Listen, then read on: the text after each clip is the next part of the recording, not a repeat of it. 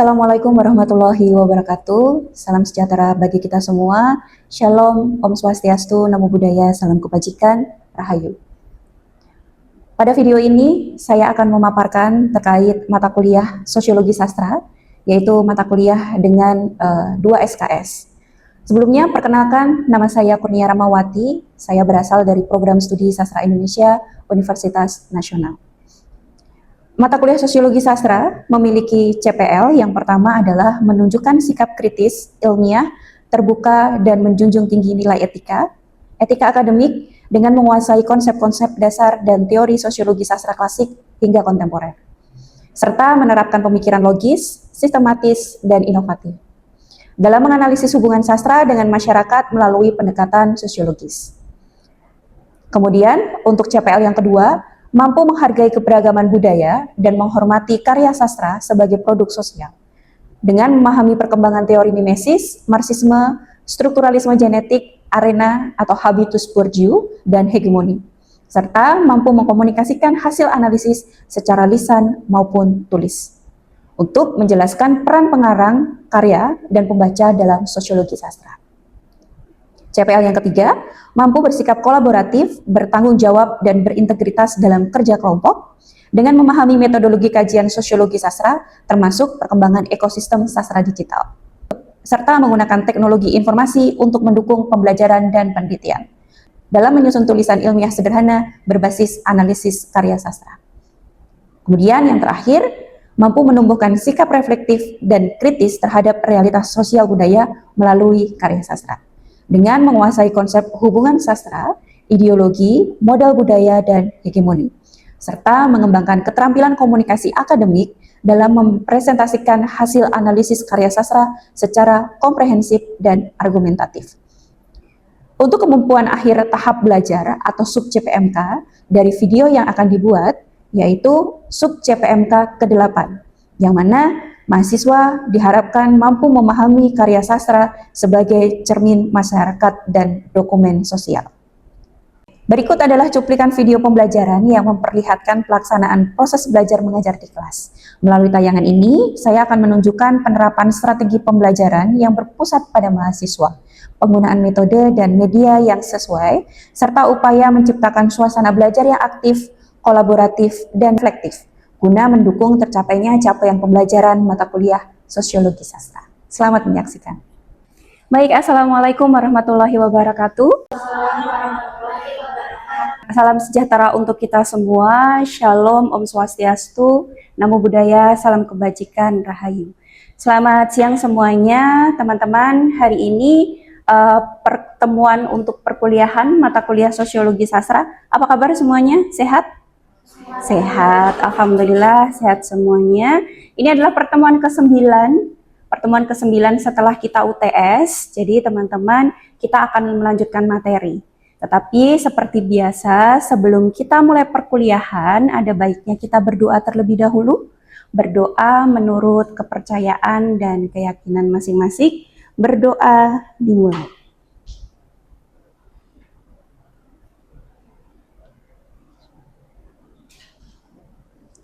Berdoa selesai. Baik, semoga dengan doa itu tadi dan akan memberikan pemahaman kita terhadap perkuliahan kita hari ini. Teman-teman, sebelum kita mulai, izin saya akan presensi terlebih dahulu.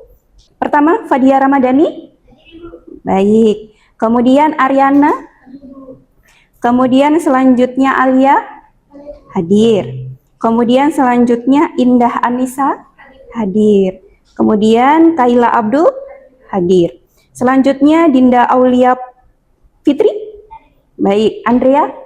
Baik, hadir semua ya, alhamdulillah sehat. Tentu setelah kita UTS, mungkin teman-teman kemarin kita libur dan sekarang kita sudah masuk kembali, semangatnya sudah siap kita untuk melakukan perkuliahan tahap kedua. Baik teman-teman, kita akan melanjutkan materi untuk sosiologi sastra. Baik teman-teman, di sebelum perkuliahan kita sempat berbicara, mendiskusikan materi terkait bagaimana sosiologi sastra itu ada beberapa pendekatan. Kita melakukan penelitian, salah satunya adalah melalui, ada 3 nih biasanya dilakukan oleh mahasiswa S1. Yang pertama melalui, lihat apanya dulu? Karya, betul sekali, karya atau teksnya. Kemudian yang kedua, melalui siapa? Pembaca, benar. Kemudian yang ketiga adalah melalui pengarang atau penulis. Berarti kalau sosiologi sastra kira-kira ada satu lagi yang bisa kita teliti mungkin? Pembaca sudah, pembaca. Kita akan meneliti tiga hal ini, mulai dari pengarang, kemudian teks, kemudian penulisnya. Kita akan melihat mereka dari apanya nih kalau sosiologi sastra. Kalau kita konteksnya bicara sosiologi, berarti yang akan kita teliti adalah bagaimana mereka di dalam sosial ataupun masyarakatnya. Bagaimana pengarang hadir di masyarakat, kemudian pembaca sebagai bagian dari masyarakat, dan yang kemudian karya sastra itu hadir sebagai refleksi atau cerminan dari masyarakat. Oke, sesuai dengan materi kita di hari ini, yang pertama kita akan melanjutkan yaitu materi tentang karya sastra sebagai cermin masyarakat dan dokumen sosial. Nah, ini adalah untuk materi hari ini, sub CPMK ke-8, yaitu mahasiswa mampu memahami karya sastra sebagai cermin masyarakat dan dokumen sosial. Jadi karya sastra itu nanti akan menjadi dokumen sosial. Bagaimana karya sastra itu akan merefleksikan masyarakat yang ada di sekitar kita, di mana pengarang tersebut tumbuh dan menggambarkan bagaimana sosial masyarakat yang ada di sekitarnya. Nanti akan terrefleksikan di situ. Tetapi ketika konteksnya kita berbicara tentang sosiologi sastra, ternyata karya sastra itu tidak hanya merefleksikan, tapi nanti ada poin kedua yang akan kita pelajari. Nanti ya. Oke.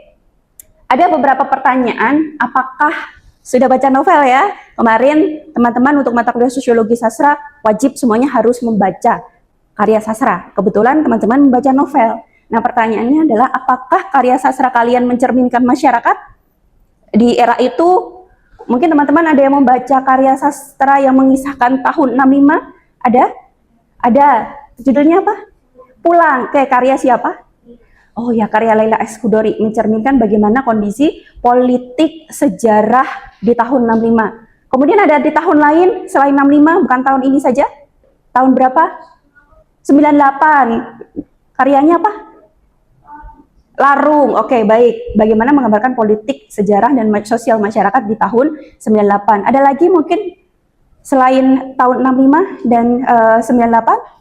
Mungkin 98 ada lagi. Kalau untuk yang sedang dibaca apa? Gadis Kretek ya? Tahun berapa? Menggambarkan kondisi masyarakat di tahun berapa? Awal-awal kemerdekaan. Baik, sampai tahun 65 ya. Oke, betul. Kemudian kita akan melihat bagaimana sastra sebagai cermin masyarakat. Nggak bisa dibesarkan? Oke. Gagasan cermin yaitu Mirror of Society adalah teks sastra menyerap dan menampilkan kembali struktur nilai dan konflik masyarakat tempat karya itu lahir. Oke, di mana tempat karya itu lahir itu akan menampilkan bagaimana nilai dan konflik yang ada di dalam masyarakat. Jadi benar, jadi karya sastra itu adalah cerminan bagaimana kondisi masyarakat yang ada di dalam novel tersebut. Kemudian Ian Watt mengatakan bahwa kemunculan novel Inggris berkaitan dengan naiknya individualisme masyarakat borjuis pada abad ke-18.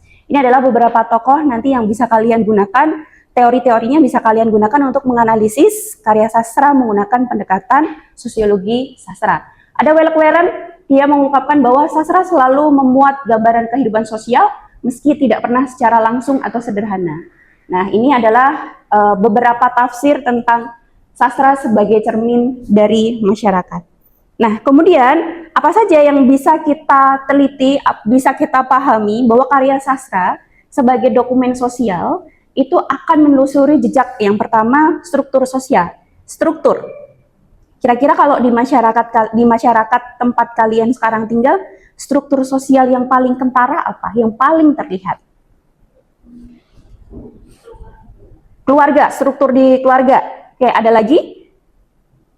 Struktur yang seperti apa?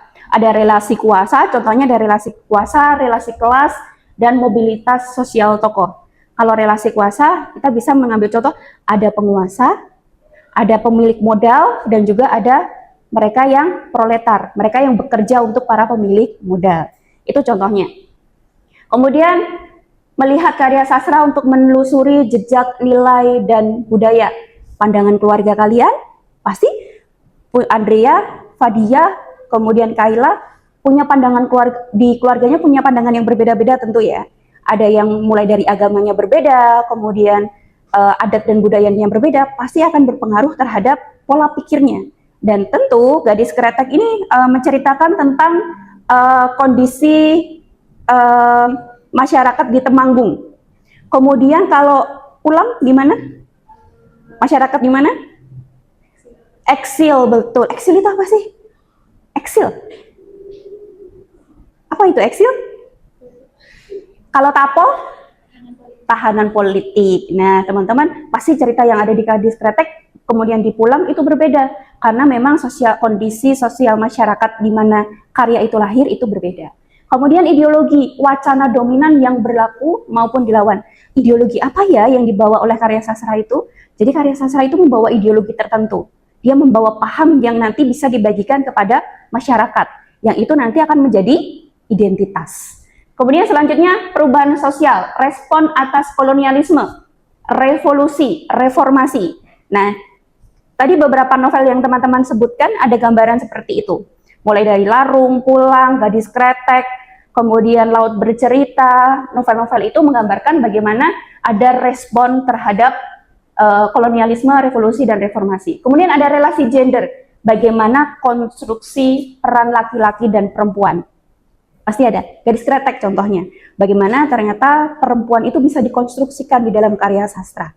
Bagaimana laki-laki bisa dikonstruksikan juga di dalam karya sastra. Oke, baik. Sampai di sini teman-teman, mungkin ada yang ingin ditanyakan? Ada yang ingin ditanyakan? Atau cukup jelas?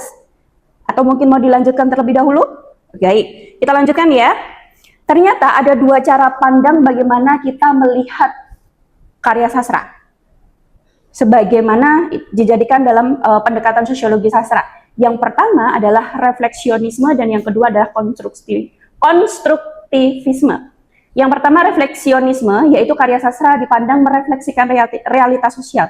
Jadi karya sastra itu adalah kaca masyarakat yang ada di sekitarnya. Ya, jadi sama ya. Jadi refleksi gambarnya. Tetapi ada juga paham yang mengatakan bahwa karya sastra itu turut mengkonstruksi. Mengkonstruksi apa? Makna sosial dan juga memantulkannya, memantulkan apa yang ada di dalamnya. Jadi masyarakat itu juga bisa dikonstruksi di dalam karya sastra. Tergantung nanti pengarangnya seperti apa. Kemudian analisis berfokus pada kesesuaian detail teks dan fakta historis di luar teks. Itu refleksi. Kemudian menekankan sastra sebagai saksi zaman, itu refleksi.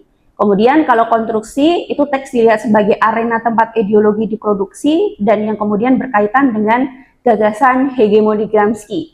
Nah teman-teman, ini adalah dua cara pandang refleksi dan konstruksi di dalam karya-karya sastra yang kita akan bisa kita lakukan pendekatan menggunakan teori sosiologi sastra. Setelah kita memahami dua cara pandang yaitu refleksi dan konstruksi, kita akan melihat ada dua studi kasus menggunakan novel. Yang pertama adalah novel Saman karya Ayu Utami. Karya Ayu Utami tahun 98, di mana karya Saman ini merupakan bisa dibaca sebagai dokumen sosial masyarakat Indonesia menjelang dan awal era reformasi. Itu yang pertama. Kemudian yang selanjutnya kita akan melihat dari karya sastra ini ada kritik terhadap represi Orde Baru dan kekuasaan otoriter. Kemudian selanjutnya ada pergulatan antara iman, agama, dan sekularisme dalam kehidupan tokoh-tokohnya. Oke, ternyata kompleks ya. Jadi kita melihat satu karya sastra kita sudah berbicara banyak hal. Agama, politik, sejarah. Nah, kemudian ada juga seksualitas. Yaitu yang terakhir adalah bagaimana Saman karya ini menggambarkan keberanian menampilkan tubuh dan seksualitas perempuan secara terbuka.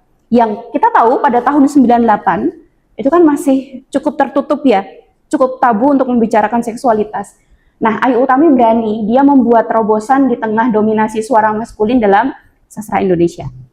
Jadi Ayu Utami melalui karya Samannya, dia mencoba untuk mendokumentasikan kondisi sosial masyarakat yang ada di Indonesia melalui novel yang berjudul Saman. Itu contoh studi kasus yang bisa kalian nanti tarik dari karya-karya yang sedang kalian baca. Kemudian kita lihat studi kasus yang kedua, ini ada Pasung Jiwa, Oki Madasari. Ada yang pernah membaca?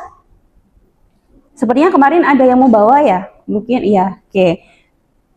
Di perpustakaan ada, nanti bisa dibaca. Yang pertama, Pasung Jiwa, kebetulan dua-duanya ditulis oleh perempuan ya, jadi pasti ada suara-suara perempuan di balik karya-karya sastra tersebut. Bagaimana narasi perempuan dibuat, kemudian bagaimana karya sastra itu mengkonstruksi perempuan, dia berani melawan, dia berani bersuara, dan lain-lain. Nah, dalam karyanya, merekam pergulatan identitas gender tokoh utama di tengah tekanan norma sosial, agama, dan negara. Sosial, agama, dan negara. Dia tidak sedang berbicara tubuh saja, tetapi bagaimana karya ini mampu menampilkan bagaimana pergulatan identitas gender ini di tengah tekanan norma sosial, agama, dan negara. Kemudian selanjutnya, melalui karya ini, kita melihat bahwa Pasung Jiwa bisa menjadi dokumen sosial mengenai represi terhadap identitas yang dianggap menyimpang dari norma dominan. Kemudian yang terakhir adalah kritik terhadap kekerasan struktural masyarakat terhadap pihak yang dianggap lian, the other. Lian atau the other, mereka yang tersubordinasi. Nah, ini adalah dua studi kasus yang teman-teman bisa contoh, nanti kalian gunakan untuk mengerjakan tugas di pertemuan ini, melihat karya-karya sastra yang sedang kalian baca, bagaimana teman-teman nanti melihat karya ini nanti akan merefleksikan kondisi sosial masyarakat yang seperti apa. Teman-teman, sampai di sini mungkin ada yang ingin ditanyakan, silahkan, terkait sosiologi sastra sebagai cermin atau refleksi masyarakat. Baik, teman-teman, selanjutnya kita akan diskusi terlebih dahulu. Sebelum kita tutup, teman-teman bisa bertanya terkait materi yang saya bagikan. Siapa yang mau bertanya? Dipersilakan. Baik, ya. Andrea, silakan. Selama ini sosiologi sastra teorinya digunakan untuk membedah karya-karya yang menggambarkan sejarah historis gitu, atau suatu masyarakat yang nyata. Kalau misalnya karyanya itu genrenya fantasi, kemudian dunianya dikonstruksi oleh penulisnya itu sendiri, tapi terlihat ada struktur sosial yang terbentuk di dalamnya. Apakah teori sosiologi sastra bisa digunakan juga untuk karya yang seperti itu, Bu? Oke, baik Andrea, terima kasih atas pertanyaannya. Pertanyaan yang menarik, teman-teman. Jadi Andrea mungkin pernah membaca karya sastra ataupun melihat film. Ini yang genre-nya itu fiksi. Jadi ini tuh nggak ada penggambaran cerita seperti ini di dunia nyata. Ada monster, kemudian ada robot, kemudian ada apa lagi nih? Kayak kalian mungkin nonton The Avengers, itu kan ada hero-hero seperti itu. Nah, kira-kira ketika kita membaca karya sastra yang bentuknya seperti ini, fiksinya science fiction ya biasanya ya. Apakah bisa kita teliti menggunakan pendekatan sosiologi sastra? Jawabannya tetap bisa. Selama di dalam karya sastra tersebut ada penggambaran masyarakat, struktur masyarakatnya ada jelas. Kemudian biasanya karya-karya seperti ini muncul adalah sebagai bentuk soft kritik terhadap kondisi masyarakat real kita. Sekarang saya mau tanya ke Andrea, dalam cerita tersebut ada penindasan atau tidak? Ada sesuatu yang ingin diperjuangkan? Ada peperangan. Ada peperangan. Kita terjadi perang? Ya, kita juga perang. Kita pernah perang. Kemudian ada tidak suara-suara perempuan yang dibungkam, perempuan kesulitan untuk menyampaikan aspirasi. Misal Avenger itu, kalau kalian lihat tokoh perempuannya ada berapa? Sedikit ya. Kenapa hero harus laki-laki? Dan kalaupun ada, pasti cuma sedikit. Itu juga bentuk kritik terhadap kondisi kita yang ada di parlemen. Perempuan itu masih terbatas. Begitu juga dengan hero yang ditampilkan dalam cerita-cerita tersebut. Jadi teman-teman, walaupun itu mungkin melihat kok ini kan kita kita kan tidak punya pahlawan seperti Avengers ya, tapi di cerita itu ada. Kemudian misal teman-teman lihat The Lord of the Rings, kemudian lihat Avatar, kemudian yang lain-lain ya, itu kan tidak ada di dunia nyata. Apakah itu bisa diteliti? Bisa, sangat bisa sekali, karena di sana ada struktur sosial masyarakat, ada suara-suara yang ingin disampaikan, kemudian ada penindasan, ada suara perempuan yang dibungkam, ada ideologi. Kalaupun tidak ada agama, tapi pasti mereka punya kepercayaan. Kepercayaan menyembah tumbuhan, menyembah batu, ataupun apapun itu. Jadi mereka juga bicara tentang ekonomi, berbicara tentang politik juga. Walaupun tidak ada presiden, tapi mereka punya pemimpin. Mereka dibatasi tidak hak untuk bersuara. Nah, itu adalah contoh bagaimana karya sastra itu tidak harus selalu hadir bentuknya seperti kita hidup nyata seperti ini, tetapi bisa juga hadir dalam bentuk lain, yaitu tadi science fiction, kemudian cerita-cerita di luar apa yang kita alami, apa yang kita lihat, tetapi ditampilkan dengan hal yang menarik, eye-catching. Jadi semua orang bisa merasakan, bisa melihat dengan cara yang lebih menarik. Begitu Andrea? Ada pertanyaan lain? Cukup? Terima kasih, Bu. Baik, terima kasih Andrea. Tapi Mas. Teman-teman, kita sudah di penghujung pertemuan kita, pertemuan ke-9. Ada beberapa hal yang bisa kita simpulkan. Yang pertama adalah kita bisa ternyata karya sastra itu bisa menjadi dokumen sosial. Kalau teman-teman membaca buku sejarah, kayak itu pasti ya, oh saya percaya nih dengan apa yang ditulis di dalam buku sejarah. Tetapi teman-teman, kalau kalian melihat sebuah karya sastra, kalian akan melihat sejarah kondisi masyarakat yang tidak ditulis di buku sejarah. Itu yang nanti bisa kalian pahami, kalian akan teliti lebih dalam melalui karya sastra. Seperti yang tadi pertanyaan dari Andrea bertanya bahwa ada bentuk lain nih Bu dari masyarakat yang hadir di dalam karya sastra. Nah, itu bisa kita percayai atau tidak? Tentu perlu ada penelitian lebih lanjut terkait itu. Dan sekali lagi karya sastra itu sekaligus sebagai dokumen sosial, tetapi juga sebagai bentuk soft kritik terhadap kondisi masyarakat yang ada di sekitar kita.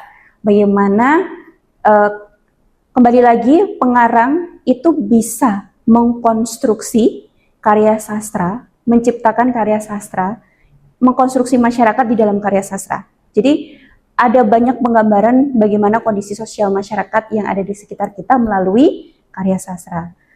Ada cerita yang tidak tertulis di buku sejarah, itu bisa kalian temukan di dalam karya sastra. Contohnya apa? Contohnya melalui dua karya tadi. Kalau yang pertama, Saman karyanya siapa? Ayu Utami. Kemudian yang kedua, Oki Madasari, judulnya apa?